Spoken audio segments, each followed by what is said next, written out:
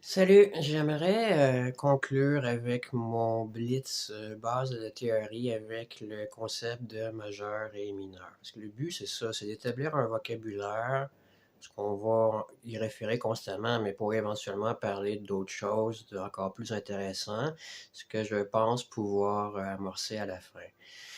Donc, quand on parle de majeur, mineur, c'est pour qualifier une gamme, on va dire majeur ou mineur ou un accord, ou un intervalle, c'est-à-dire l'existence de seulement deux notes.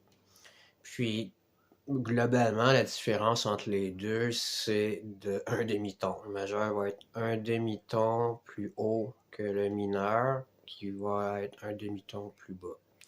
Dans le cas d'un accord, il y a une note qui, selon qu'elle est un demi-ton plus haut ou plus bas, va faire que l'accord va être majeur ou mineur. Dans le cas d'une gamme, ce sont trois notes, la note 3, 6 et 7. D'une gamme majeure, si elles sont abaissées, on tombe dans une gamme mineure et inversement, bien sûr. Et la même chose pour un intervalle. Puis, juste brièvement, pour un intervalle, c'est-à-dire deux notes, euh, on va qualifier l'intervalle selon la distance entre ces deux notes-là, selon le nombre de noms de notes qui les séparent. Fait que, par exemple, voici deux notes. Évidemment, j'aurais pu prendre n'importe lesquelles. Dans ce cas-ci, c'est un Do et un La. Cet intervalle-là, on va le nommer une sixte, parce que entre la note Do et La, on parcourt 6 noms de notes. On compte toujours la première. Comme dans une gamme de Do, les notes seraient numérotées. Ben, Do va être 1, 2, 3, 4, 6. Donc, il y a une distance de 6 entre ces deux sons-là. Ensuite de ça, on va qualifier l'intervalle de majeur ou mineur selon le nombre spécifique de demi-tons qui le constitue.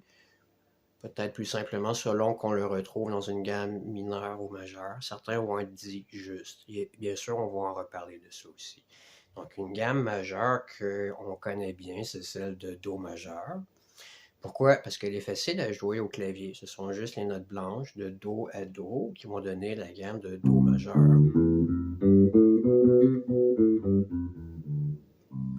qu'on reconnaît et qu'on aime. Puis dans la même logique, si on joue toujours les notes blanches de La à La, on va se retrouver avec la gamme de La mineur.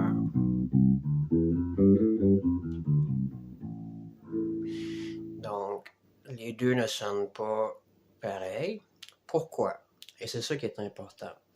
Ce n'est pas parce que j'ai pas joué les mêmes notes. Parce que la gamme majeure ou mineure, je peux la construire à partir de n'importe quelle note de base.